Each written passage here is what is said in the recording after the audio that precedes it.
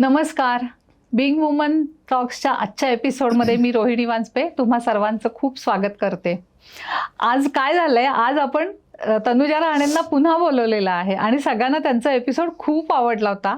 मागच्या एपिसोडमध्ये त्यांनी आपल्या व्हॉइस ओव्हर या टप्प्याचा बरीचशी माहिती सांगितली होती आणि त्या माहितीवरती लोकांचं काही समाधान झालेलं नाही आहे. मला इतके मेसेजेस आले, इतके फोन आले की आम्हाला ह्याचं ट्रेनिंग कुठे मिळेल, आम्हाला पण व्हॉइस ओव्हर या ह्याच्यामध्ये व्हॉइस ओव्हरमध्ये करिअर करायचं आहे. तर मी म्हटलं चला आता पुन्हा एकदा आपण तनुजा मॅडमना आमच्या करिअर मार्गदर्शक या सेगमेंटमध्ये बोलवूया आणि व्हॉइस ओव्हर या करिअरसाठी काय काय करायला लागतं हे आपण त्यांच्याकडून जाणून घेऊया.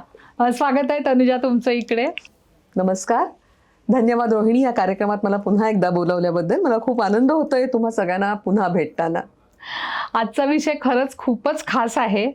आता आपण जाणून घेणार आहोत व्हॉइस ओव्हर म्हणजे काय, तो कुठे वापरला जातो आणि त्यामध्ये करिअर करायचं असेल तर काय काय करायला लागतं. तर आज आपण या आवाजाच्या दुनियेची खास सफर करूयात मॅडम बरोबर. तर तुझा पहिला प्रश्न होता की व्हॉइस ओव्हर म्हणजे काय. असं असतं ना की आपण रेडिओ, टीव्ही अशी माध्यमं असतात, याच्यापेक्षा सुद्धा अशी अनेक माध्यमं असतात की जिथे आपल्याला आवाज ऐकू येतो, आपल्याला दृश्य दिसतं किंवा चलतचित्र दिसतं, पण आपल्याला आवाज येतो, व्यक्ती दिसत नाही. किंवा काही काही वेळेला कॅरेक्टर्स दिसतात, कार्टून कॅरेक्टर्स असतात किंवा डब्ड फिल्म असतात, तिथे त्यांना दिलेला आपल्याला आवाज ऐकू येतो. व्हॉइस म्हणजे आवाज आणि न दिसणाऱ्या व्यक्तीचा आवाज म्हणजे व्हॉइस ओव्हर. आणि हा आवाज आपल्याकडे विविध तंत्रज्ञानाने पोचवला जातो. म्हणजे कसं असतं, जेव्हा एखादी जाहिरात असते, डॉक्युमेंटरी असते, लघुपटासाठी आवाज दिला जातो किंवा कार्टूनसाठी आवाज दिला जातो, डब फिल्मसाठी आवाज दिला जातो, काही सूचना, निवेदनं, हवामान अंदाज हे सांगितलं जातं, अभिवाचन असतं, नाटकाचे एकांकिका वगैरे सगळ्या असतात. इथे आपल्याला खूप वेळा आवाज ऐकू येतो, व्यक्ती दिसत नाही. बरोबर. हे सगळे मी जे सांगितले हे व्हॉइस ओव्हरचे प्रकार आहेत. पण जेव्हा आपण असा कार्टूनसाठी किंवा नभोनाट्यासाठी असा जो आवाज देतो तो त्या त्या कॅरेक्टरला अनुसरून आवाज असतो. म्हणजे तो व्हॉइस ओव्हरचाच प्रकार असतो, पण त्याला कॅरेक्टर व्हॉइस म्हणतात. म्हणजे थोडक्यात व्हॉइस ओव्हर मधून आपण माहिती देतो, निवेदन देतो, काही मेसेजेस पोचवतो. म्हणजे एखादं वर्णन, स्पष्टीकरण, निवेदन, माहिती, नभोनाट्य अशासारखे जे प्रकार आहेत ज्याच्यामधून आपण लोकांपर्यंत त्या त्या गोष्टी पोचवतो, ज्या गोष्टी प्री रेकॉर्डेड असतात त्या त्या व्यक्तीच्या आवाजात. हा म्हणजे व्हॉइस ओव्हर असतो. हे मी आपली थोडक्यात माहिती सांगितलेली आहे. आणि आता हा व्हॉइस ओव्हर कुठे कुठे वापरला जातो तुम्ही थोडं सांगितलेलं आहे की रेडिओ, टीव्ही या माध्यमातून, पण एक्झॅक्टली आता व्हॉइस ओव्हरचं क्षेत्र खूपच विशाल आहे आणि त्याच्यामध्ये मला जे माहिती आहे ते मी तुम्हाला सांगण्याचा प्रयत्न करते. आता अगदी सगळ्यात पहिल्यांदा जे मी सांगते ते म्हणजे आरजेचं एक मोठं क्षेत्र आहे, पण मला वाटतं त्यासाठी तू एक्सपर्टला बोलावणार आहे, त्यामुळे त्याच्याबद्दल मी काही जास्त विशेष बोलत नाही. अगदी बेसिक पासून सुरुवात करते. आकाशवाणी, रेडिओ यासारख्या माध्यमातून आपल्याला आवाज देता येतो. म्हणजे जिथे कॅज्युअल आर्टिस्ट म्हणून आपण आवाज देऊ शकतो, नभोनाट्यासाठी आवाज देऊ शकतो, अनेक कार्यक्रमांचं आपण निवेदन देऊ शकतो, हवामान अंदाज, बाजारभाव सांगू शकतो, बातम्या देऊ शकतो. बरोबर आहे, बातम्या देऊ शकतो. तर ह्या सगळ्यासाठी आवाज देणं हा एक प्रकार आहे. पण अर्थात त्याच्यासाठी तुम्हाला त्यांच्या काही परीक्षा असतात त्या तुम्हाला द्याव्या लागतात आणि मग तुम्ही त्या उत्तीर्ण झालात तर की तुम्हाला तिथे तुम्हाला आवाज द्यायची संधी मिळते. आणि हेच टीव्ही साठी सुद्धा आहे. तिथेही तुम्ही अशा प्रकारे स्वतःच्या आवाजाची ऑडिशन देऊन तिथे तुम्ही एखाद्या लघुपटाचं निवेदन करू शकता किंवा एखादा माहितीपट असेल तर त्याच्यासाठी माहिती सांगू शकता, हवामान अंदाज सांगू शकता. त्यांच्या जे कार्यक्रमाचं पडद्याच्या मागून आवाज देण्याची जी विविध कामं आहेत ते तुम्ही करू शकता. दुसरं म्हणजे जाहिरातींसाठी आवाज देऊ शकता. जाहिरातींचं क्षेत्र हे खूप मोठं आहे, तर तिथे तुम्ही आवाज देऊ शकता. लघुपटांसाठी आवाज देऊ शकता, डॉक्युमेंटरीज आपण ज्यांना म्हणतो ते. नंतर IVRS आहे, खूप छान प्रकार आहे ज्याच्याबद्दल मी सांगितलं होतंस की टेलिफोनसाठी असतात. रेल्वे स्टेशनवरती तुम्ही विविध निवेदनं देता, एअरपोर्टवरती देता, बस स्टेशनवरती देता. विविध कार्यक्रम असतात, म्हणजे एक्झिबिशन्स असतात, एखादं प्रोडक्ट लॉन्च असतं, त्यासाठी सुद्धा तुमचा आवाज तुम्ही देऊ शकता. आयत्या वेळेला सुद्धा देऊ शकता. प्री रेकॉर्डेड व्हॉइस सुद्धा असतात. इथे तुम्ही दिसत नसतात पण तुमचा आवाज सगळ्यांपर्यंत पोहोचत असतो. म्हणजे समजा एखादं पुस्तकांचं एक्झिबिशन आहे तर तिथे असा प्री रेकॉर्डेड व्हॉइस असू शकतो किंवा तुम्ही तिथेही निवेदन देऊ शकता. तुम्हाला तो गायडन्स मिळतो, कुठे काय आहे, कुठे काय आहे. नमस्कार, अमुक अमुक पुस्तक जत्रेत तुमचं स्वागत आहे. ही पुस्तक जत्रा दिनांक 7 जानेवारी ते 15 जानेवारी या काळामध्ये संपन्न होणार आहे. इथे 120 स्टॉल्स आहेत. क्रमांक 1 ते क्रमांक 20 हे स्टॉल्स प्रकाशकांचे आहेत. 22, 23, 24, 25 इथे तुम्हाला लेखक तुमच्या भेटीला या ठिकाणी लेखक तुमच्या भेटीला असतील. त्या पुढचे स्टॉल अर्थातच पुन्हा प्रकाशकांचे असतील. खानपानाची व्यवस्था स्टॉल नंबर अमुक आणि तमुक वरती केली आहे. तर तुम्ही या स्टॉल्सना जरूर भेट द्या. भरपूर पुस्तकं विकत घ्या, पुस्तकांचा आनंद घ्या. अशा पद्धतीनं हे निवेदन असू शकतं. खूपच इन्फॉर्मेटिव्हच आहे. म्हणजे तिथे गेल्यावरती माणसाने कुठे इकडे तिकडे जाऊ नये. किंवा आता बघ ना, म्हणजे आता समजा आपण फोन उचलल्याबरोबर काही ऑफिसेस मधनं, कार्यालयामधनं आपल्याला एक प्री रेकॉर्डेड सूचना ऐकू येते, बँकांमधनं ऐकू येते. म्हणजे टेलिफोन कंपन्या किंवा सरकारी कार्यालय, विविध कंपन्या, हॉटेल्स, अशा ट्रॅव्हल एजन्सीज हे सगळ्या आपल्या मोबाईलवरती, फोनवरती असे प्री रेकॉर्डेड मेसेज करून ठेवतात की ज्याच्यामधनं कोणी तुम्हाला फोन केला की त्या कार्यालयाची माहिती, त्या कार्यालयाचं वेळ कधी असते, कधी बंद असतं, हे सगळं आणि आमची काय काय कामं आहेत हे पहिल्यांदा लगेच त्यांच्यापर्यंत पोहोचवलं जातं. आणि समजा काय म्हणतात त्याला की तुम्हाला डायरेक्ट कोणाशी बोलायचं असेल त्याच्यामध्ये असं म्हणजे एक्सटेन्शन नंबर सांगतात किंवा अधिक माहितीसाठी तुम्ही आमच्या एक्झिक्युटिव्हशी बोलू शकता म्हणून तो नंबर सांगू शकता. तर हा सुद्धा प्री रेकॉर्डेड मेसेजेस असतो. नंतर ऑडिओ बुक हे खूप मोठं क्षेत्र आहे. विविध लेखकांची पुस्तकं तुम्ही ऑडिओ बुकच्या माध्यमातून अनेक लोकांपर्यंत तुमचा आवाज जाऊ शकतो. नंतर ई लर्निंग एक मोठं क्षेत्र आहे.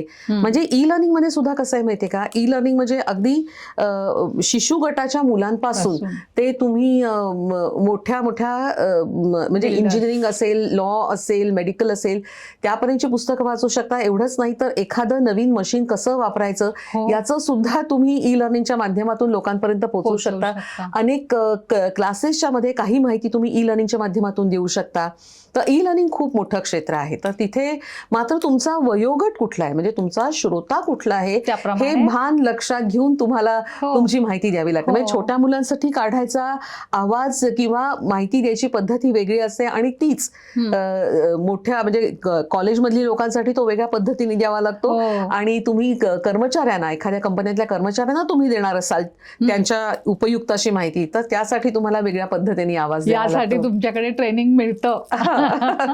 ऍक्च्युअली मध्ये मी एक हे घेतला होता, फ्रूट ज्युसर घेतला होता. तर मला सांगितलं की तुम्ही या वेबसाईटवर जा आणि तिथे तुम्हाला हे प्री रेकॉर्डेड कसा वापरायचा हे कळेल. म्हणजे तुम्हाला एखादं उत्पादन कसं वापरायचं हे सुद्धा तुम्हाला व्हॉइस ओव्हरच्या माध्यमातून लोकांपर्यंत पोहोचवता येतं.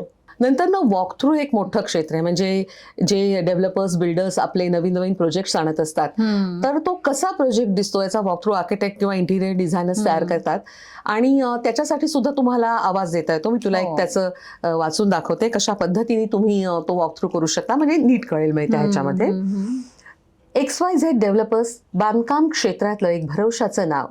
आमचं काम हीच आमची ओळख आहे. गुणवत्ता जपत वेळेत प्रोजेक्ट पूर्ण करून आम्ही ग्राहकांच्या मनात वेगळं स्थान निर्माण केलेलं आहे. निसर्गाच्या शांत सान्निध्यात वसलेल्या XYZ मध्ये आपलं स्वागत आहे. XYZ मध्ये सर्व स्तरातील लोकांच्या बजेटमध्ये बसतील अशा 1 BHK, 2 BHK आणि 3 BHK फ्लॅट्सच्या श्रेणी आम्ही देत आहोत, त्याही त्यांच्या खिशाला परवडणाऱ्या दरात. म्हणजे म्हटलं तर ही जाहिरात पण आहे, पण इथे जाहिरातीसारखं तेवढ्याच वेळात बोलायचं असं नाही आहे. शांतपणे ती एक अशी ग्राफिकल फिल्म असते, त्याच्यात ऍक्च्युअल तुम्हाला हे सगळं दाखवलं जातं. हो बरोबर. बेडरूम कशी आहे, हे तुमचं गार्डन कशी आहे, स्विमिंग पूल, बरोबर, आणि त्याप्रमाणे तुम्हाला बोलायला घराची रचना कशी आहे. छान आहे. ऍक्च्युअली एक तुमच्याकडे ट्रेनिंग घेतलं ना तर या सगळ्या क्षेत्रात एखादा माणूस वावर करू शकतो असं मला वाटतंय.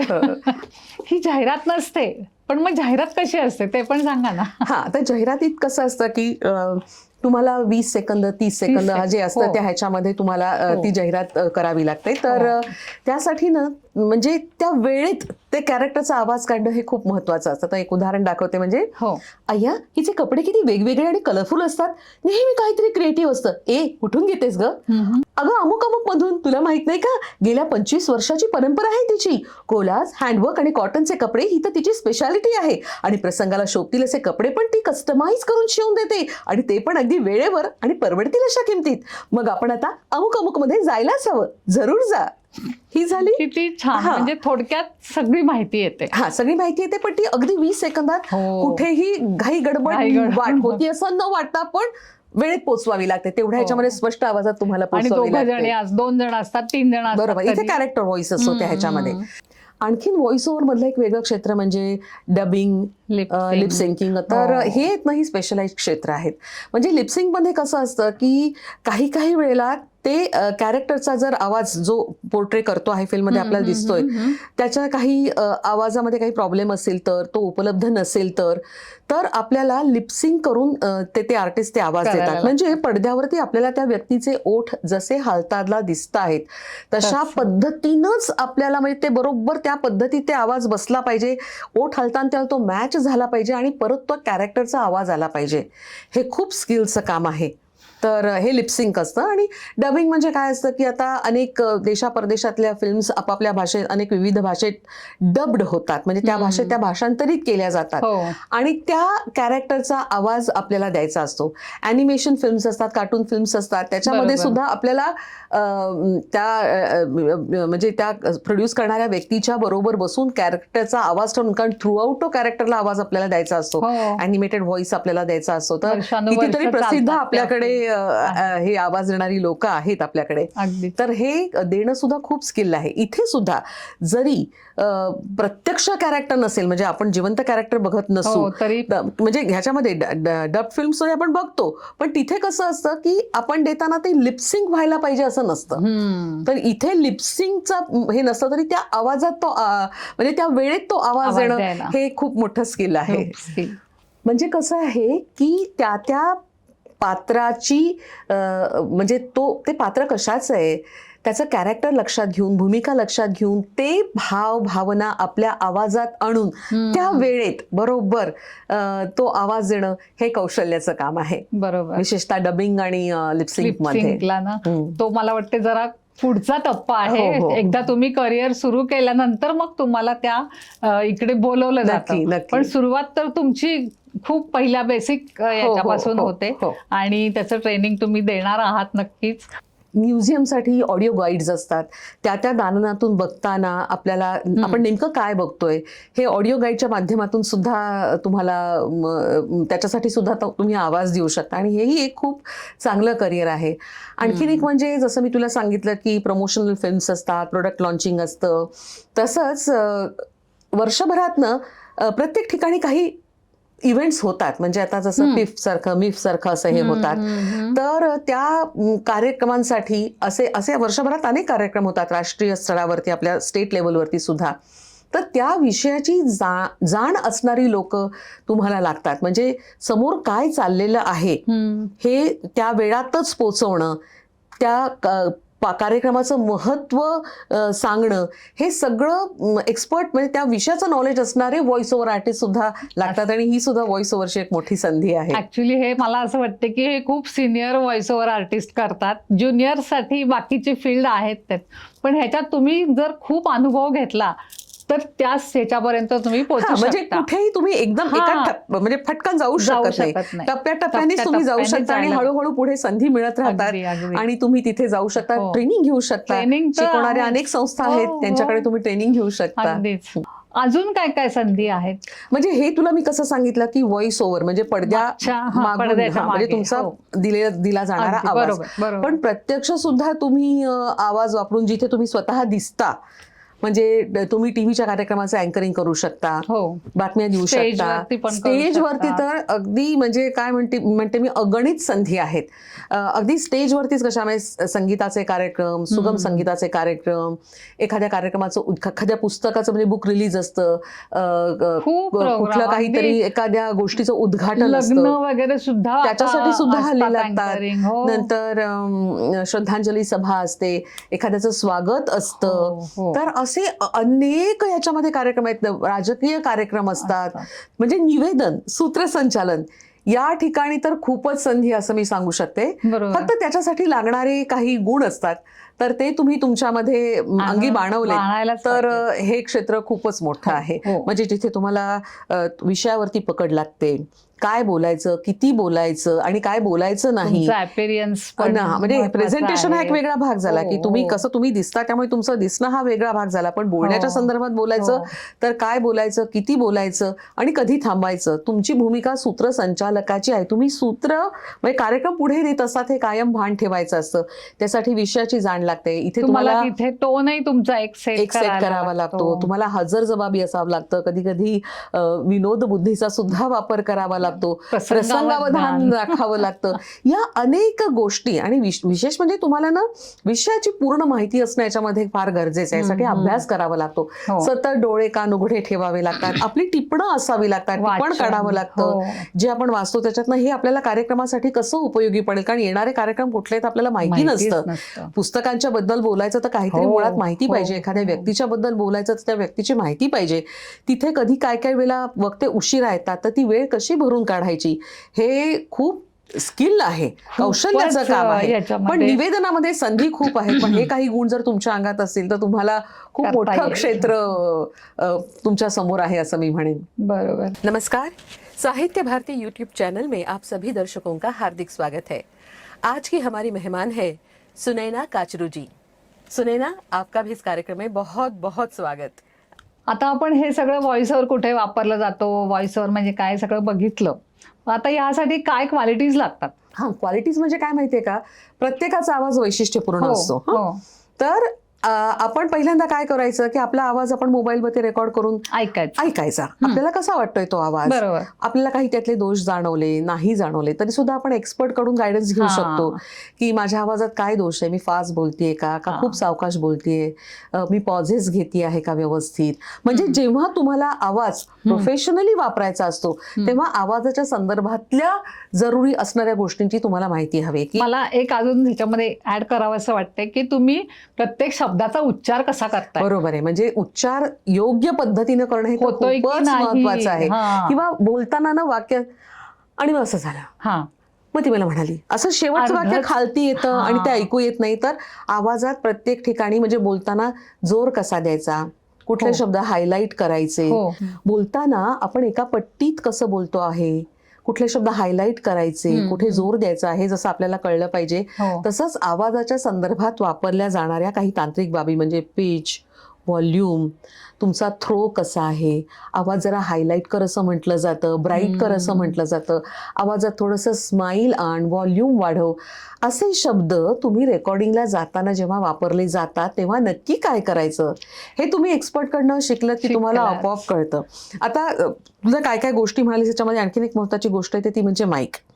तुम्ही स्टुडिओमध्ये करता तर तेव्हा तो माईक कुठल्या प्रकारचा आहे, तिथे किती अंतरावरती लावून आपल्याला बोलायला पाहिजे, तांत्रिक ज्ञान. हे तांत्रिक ज्ञान आहे. नंतर ती स्टुडिओची पण एक भाषा असते, ते तुम्हाला जे सांगताय ते तुम्हाला कळतं आहे ना. नंतर प्रत्येक वेळा तुम्ही एकटेच बोलतात असं नसतं, म्हणजे काही काही वेळेला नभोनाट्यासारखा प्रकार असतो किंवा जाहिरातीमध्ये किंवा डबिंगच्या तुम्ही 2-3 जण किंवा जास्त जण बोलत असतात तेव्हा आदान प्रदान असतं, ओव्हरलॅप करू द्यायचं नाही, दुसऱ्याच्या वाक्याला तोडायचं नाही. ह्या सगळ्या गोष्टींचं पण भान ठेवा. तो एखाद्या समोरच्याची पट्टी जर ही असेल आणि ती तर त्या पट्टीला मॅचिंग असा आपला आवाज असला पाहिजे. ह्या सगळ्या गोष्टी तुम्ही शिकून तुम्हाला कळतात. या गोष्टींची माहिती तुम्हाला करून घ्यावी लागते. म्हणजे तुम्हाला स्पष्ट बोलता यावं असं म्हणण्यापेक्षा मी म्हणेन तुम्ही नीट बोला, शब्दांचे उच्चार नीट करा, जे अपेक्षित आहेत ते करा. म्हणजे अगदीच प्रत्येक गोष्टीवरती अशा असं पण पद्धतीने नाही नाहीये. करायचं. जे तुम्ही बोलताय ते स्पष्ट बोला. किंवा एखादा मधला शब्द खाऊन पण लोक असं हा. बोलतात, अक्षर पॉज, not शब्द. हा. पॉज हा अतिशय महत्वाचा Pause. असतो बोलण्यामध्ये. हो. तर तो पॉज आपण व्यवस्थित घेतोय ना, नेमका तेवढाच घेतो पण आहे हे ना. सगळं तुम्हाला ट्रेनिंग मध्येच मिळतं. ट्रेनिंग मधून बऱ्याच गोष्टी Practice तुम्हाला ने क्लिअर होतं. होतात. ऐका, बघा. हम्म. तुम्ही सारखं ते जर काय म्हणतात त्याला ऐकत गेलात ना तरी तुम्हाला कळेल. आणि कळेल कस- की. उत्कृष्ट बोलणारे अनेक लोकांचे आहेत. व्हिडिओज आता आज हो. उपलब्ध आहेत. स्वतः जाऊन तुम्ही कार्यक्रम ऐकू शकता, रेडिओ टीव्ही वरती ऐकू शकता. बरोबर. त्यातनंही आपल्याला खूप ज्ञान मिळतं. म्हणजे ही पूर्वतयारी आपल्याला ती करता करायला येते लागते. त्याच्यामध्ये. म्हणजे महत्वाचं असं आहे की तुम्हाला जे स्क्रिप्ट दिलं आहे त्याच्यातून तुम्हाला काय पोचवायचं आहे, त्या स्क्रिप्ट आधी नीट वाचा, त्यातला भाव समजून घ्या, त्यानुसार मार्किंग करा स्क्रिप्टवरती, त्यानुसार आवाजातले चढ उतार आणा, विरामचिन्हांचा व्यवस्थित वापर करा, व्यवस्थित पॉज घ्या आणि ते भाव जे अपेक्षित आहे ते तुमच्या बोलण्यातून इफेक्टिव्हली पोचवा. थोडक्यात म्हणजे स्वतःची शैली विकसित करा बोलण्याची. बरोबर. आता एवढं सगळं आपण हे आवाजाबद्दलचं ऐकलं, पण आता ह्या आवाजाची काहीतरी काळजी घ्यायला पाहिजे ना. हो, आवाजाची काळजी घेणं हे सगळ्यात महत्वाचं आहे. हो. कारण हे आपल्या हातातलं साधन आहे आणि तो आवाज आपल्याला जपायचा आहे. बरोबर. म्हणजे आता काही जण म्हणतात की मग गार खायचं नाही का, तेलकट तुपकट खायचं नाही का. हो. तर मी म्हणेन की तेलकट तुपकट खाल्ल्याने किंवा गार आईस्क्रीम खाल्ल्याने, काही गार प्यायल्याने तुमचा आवाज जर बसत असेल, तुमच्या आवाजाला जर त्रास होत असेल, तुमच्या आवाजात जर खरखर येत असेल तर अशा गोष्टी तुम्ही टाळा. तुमच्या आवाजासाठी जर त्रास होत असेल तर ती तुमच्यासाठी योग्य नाही. बरोबर. म्हणजे मला गार खाऊन जर त्रास होतो पण तुला होत नाही तर तू खा ना आईस्क्रीम, पण मला होतोय ना, माझं मला कळतं, तर मग मी ते खाणार नाही. हे झालं. नाही अगं बऱ्याच गोष्टी आहेत. म्हणजे आवाजाची जोपासना आणि काळजी, याच्यामध्ये या काळजीमध्ये आपण हे खायचं नाही, पण ती जी जोपासना करायची आहे त्याच्यामध्ये काही जिभेचे व्यायाम असतात, काही म्हणजे श्वासाचे व्यायाम असतात, दमसासाचे काही व्यायाम असतात, लांब पल्ल्याची वाक्य, संस्कृत श्लोक हे मोठ्यानी म्हणून आपण आपला दमसास वाढवू शकतो. किंवा एका दमात एक मोठं वाक्य आपल्याला कुठेही असं करून न म्हणता यायला पाहिजे. ही मोठे संस्कृत श्लोक म्हणून आवाज जसा आपला स्पष्ट होतो, उच्चार स्पष्ट होतात, आपल्याला ते योग्य पद्धतीने बोलता येतात, तसंच दमसास सुद्धा वाढतो. बरोबर. तर दमसास वाढवण्यासाठी काही वाक्य आहेत ती. नंतर वेगवेगळ्या पट्टीमध्ये आवाजाच्या वाक्य बोलायची, नाटकातले संवाद म्हणायचे, पुस्तकं मोठ्याने वाचायची, श्वासाचे जसे प्रकार आहेत तसे प्राणायामाचे प्रकार आहेत ते करायचे, ऐकायचं, काही वेळा आवाजाला विश्रांती द्यायची. ही सगळी आपण अशा पद्धतीने आवाजाची काळजी घेऊ शकतो. आणि सगळ्यात आणखी महत्वाचं म्हणजे आता प्रदूषण खूप वाढलंय. आपल्याला जर प्रदूषणाचा त्रास होत असेल तर मास्क घालणं, विशेषतः सार्वजनिक ठिकाणी तुम्ही गर्दीच्या ठिकाणी जात असाल तर ते तुम्ही आवाजाची काळजी त्या पद्धतीने घेऊ शकता. असं साध्या गोष्टी असतात पण यांनी खूप फरक पडतो. खूप ओरडून बोलायचं नाही. कारण आता एवढा तुमचा अनुभव आहे ना या क्षेत्रातला, किती वर्ष व्हॉइस ओव्हर देणं चालू आहे, तर ही सगळी काळजी घेऊनच हा आवाज असा राहिलेला आहे आणि लोकांना त्याचं म्हणजे कळतं की हा यांचा आवाज आहे, किंवा अरे कसं काय असं बोलतात. ह्या गोष्टी पण लोकांना खूपच आश्चर्य वाटतं किंवा असं वाटतं की अरे आपल्याला का नाही बोलता येत, असं का नाही आपल्याला प्रसंगावधान किंवा एकदम हजरजबाबीपणा. तर हे इतकं सगळं सोपं आहे का? नाही छे सोपं अजिबातच नाहीये. तुम्हाला या क्षेत्रात यायचं आहे ना तर तुम्हाला प्रयत्न करणं हे पहिल्यांदा जरुरी आहे. म्हणजे तुम्ही तज्ञ व्यक्तीकडे जा, त्याचं ट्रेनिंग घ्या, या गोष्टींचं ट्रेनिंग घ्या. मग त्याच्यानंतर तुम्ही विविध स्टुडिओमध्ये जाऊन आपल्या आवाजाचे सॅम्पल्स देऊ शकतात, कारण स्टुडिओमध्ये कामं येतात. तिथे तुमचा आवाज देऊ शकता, सॅम्पल्स देऊ शकता रेकॉर्ड करून, आणि मग त्याच्यातून तुम्हाला संधी मिळू शकतात. आकाशवाणीचे साठीच्या जाहिराती असतात, तिथे तिथे तुम्ही जाऊन ते फॉर्म भरून ते देऊ शकता. टीव्ही साठी तुम्ही दूरदर्शन केंद्रावरती जाऊन विचारू शकता तुमच्या आवाजाचे सॅम्पल्स देऊन. म्हणजे हे प्रयत्न तुम्हाला करावे लागतात. निवेदनाच्या क्षेत्रात तर तुम्ही अगदी म्हणजे घरच्या कार्यक्रमाचं निवेदन करण्यापासून सुरुवात करू शकता तिथे, आणि आपोआपच सोसायटीचे कार्यक्रम असतात अनेक, पण त्याच्यासाठी अभ्यास मात्र करावा लागतोच. म्हणजे ह्या तुम्हाला व्हॉइस ओव्हर करायचा असो, निवेदन करायचं असो, सगळ्या ठिकाणी अभ्यासोनी प्रकटावे हे अतिशय महत्वाचं आहे. अभ्यासोनी प्रकटावे, अगदीच बरोबर वाक्य हे झालेलं आहे. म्हणजे मला थोडक्यात सांगायचं असं आहे की हे क्षेत्र खूप विस्तृत आहे. मी ज्या क्षेत्रात काम केलंय त्या क्षेत्राची मी माहिती तुम्हाला दिली. मला ज्या ट्रेनिंगचा फायदा झाला आणि आपण कसं बोलायचं हे अनेकांकडून मला शिकता आलं, काही वाचून काही ऐकून, बरोबर, हो. तर ते सगळं मी तुमच्यापर्यंत पोहोचवण्याचा प्रयत्न केला आहे. माझ्या दृष्टीने जे वाटतं ती कशी काळजी घ्यावी हे तुम्हाला मी सांगितलेलं आहे. हे क्षेत्र खूप विस्तृत आहे, ह्याच्यामध्ये तुम्हाला अनेक संधी उपलब्ध आहेत. या क्षेत्रात तुमचं स्वागत आहे असं मी एक भरत वाक्य म्हणून सांगेन. यापासूनच आता आपण प्रेरणा घेऊयात, किंवा मी सुद्धा थोडंसं ट्रेनिंग तनुजा मॅडमकडे घेते आता, आणि त्या अनुभवानेच मी सांगते की जर तुम्हाला असं वाटत असेल माझा आवाज जरा छान आहे किंवा मी छान बोलते, तर तनुजा मॅडमकडे जाऊन नक्की ट्रेनिंग घ्या किंवा एक त्यांच्याकडून थोडीशी गायडन्स घ्या, आणि काय तुम्हाला पुढे करायला लागतंय ते त्या सांगतीलच नक्की. तनुजा मॅडमचा नंबर मी डिस्क्रिप्शन बॉक्समध्ये देतीच आहे, तर सगळ्यांनी त्यांना कॉन्टॅक्ट करा. ज्यांना ज्यांना हे करायचं त्यांनी, सगळ्यांनी नाही. आणि त्या कॉन्टॅक्टची वेळ पण आम्ही त्याच्यामध्ये देतोय की केव्हा त्यांना फोन करायचा. तर आज इथे येऊन आम्हाला एवढी सगळी माहिती सांगितली आहे, तर त्याबद्दल खूप खूप धन्यवाद तनुजा मॅडम तुमचं. मला पुन्हा एकदा इथे बोलावल्याबद्दल आणि बोलायची संधी दिल्याबद्दल तुमचेही मनापासून आभार. धन्यवाद.